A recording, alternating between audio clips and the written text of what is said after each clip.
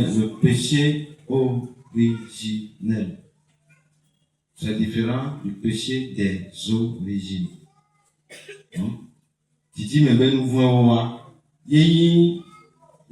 Les conséquences du péché des premiers parents.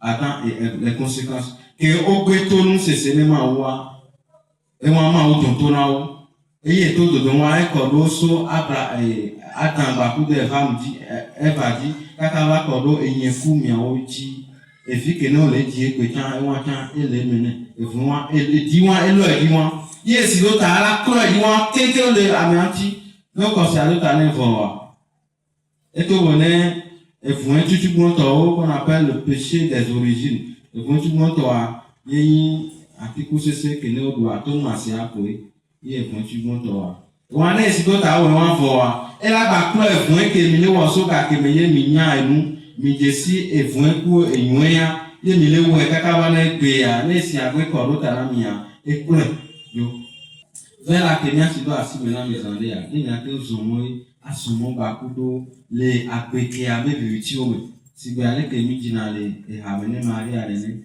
ni ba kolomito ki he abe biuti o ne gbedeka ni ake ndo ma obe ke klema fami donc moi et na maria la he vela ba kudo ne ngati kwede le nyaba kwezano amen na ho komuni wa Kristo benti na be aliabe ne nkeke san keke mi le ho Kristo benti la Milano ko unse le eme.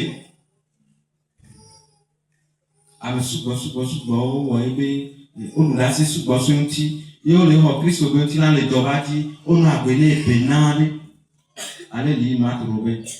Il a reçu le corps du Christ et elle ne mangeait que ça pendant 40 ans ensemble.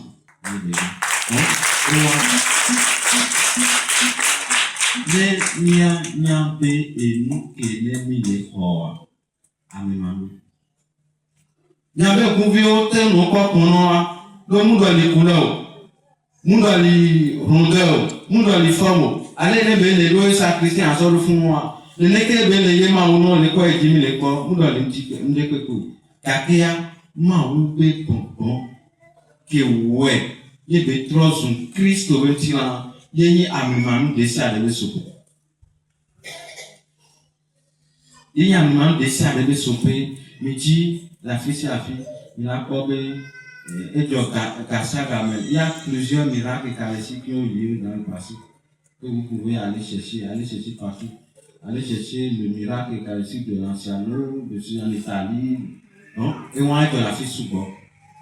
Et de la fille sous bord. Et Christ a le nez de Warabiwa. Ne rien de bas de l'eau fio, ne mia tesia, et la de l'eau fio mia desibe, et yé qu'on a gagné. For Hosea Tommy, et ba Tommy de mia fille de Kenya. Et mon étoile a connu Victor pour une autre hobby.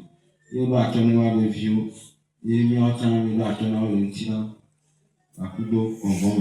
Nous avons hot, et ne be sacramental.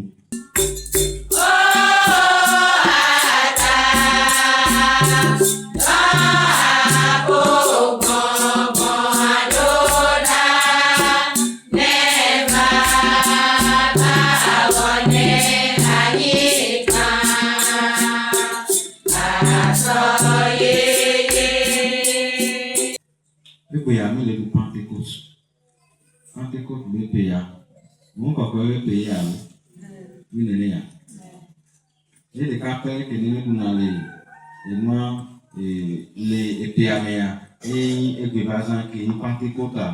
Au qu'on a même bon copain, toi tu as vu pas que nous tu as vu béni. Non wa. N'y a pas ta mi fana péa yo ma ou ayo ma befi ayo ma ni ayo ya voix c'est rare. Nous sommes Dieu qui veut Christ va faire que les bons copains. Nous sommes Dieu. Même les gens du renouveau, quand ils prient, c'est rare qu'on fasse mention de l'Esprit Saint. Donc, mon copain, le nez y a les mois. À me côté, on a pu casser là. Voilà. Il y a un moteur. C'est lui le moteur de tout ce que Dieu a fait. Bizarrement. Ma on m'a enlevé des bons copains, mon lélo. Il m'a enlevé en moi, m'a enlevé en l'église. Au début de la création, l'esprit planait sur les eaux. Eh bien, qui m'a fait ma olado agbeto, lado hike bribo a dikusi kwa iban, be bonbon copain, il est ho ho ho. Et puis, quand on a blondé, minane nya wa agbeto do nya tombe non dit. Faisons l'homme à notre image. Faisons l'homme à notre image. Nya wa agbeto do nya tombe non dit. Et comme on ga agbeto me fait le fou. Et toi, quel est le pourquoi et via ba ku de bon copain. Et il nous si à nous quel est ma wa. Pour moi me ye be wona le. Pour mon copain be nous se me ye be wona le. Nya so sacramentu. Nemi didi le zobi koko wadia nyeso sacramentu ne nyako ne yangwa didi nemi so la sibo sta sacramentu wa mon koko le me alum nadia to go mi le mia fini le. C'est à quel endroit que se trouve l'Esprit Saint dans le sacrement du baptême. Ni je Zande amando asita nao mon koko le Saint mo le yo wadi masi aminao mon koko le Saint esike mayata mayile ba ku bon koko ebe nse ewa esidota bon koko ebe nsa edo esidota ye bon koko ebe nana kemi bona wa nya ototo me ya esidota be ga me mi bona esidota be ga me mi bona ne mi do le fumu wa mi ba ko sacrament que mi ona me confirmation alo se dodo wa ewa ile sacrament kele le defio nya o kele yi bon koko ebe sacrament wa ye ma uno ga alu ma uno la kono be ho bon ko be nana ho bon ko be nana soit marqué du sceau de l'Esprit Saint et il a si ami ni le ko e kari si abi bo sa ke ni la o son le ya ma uno la fa ko la be to bon ko be nse me ya wo fo sa nu ke a ko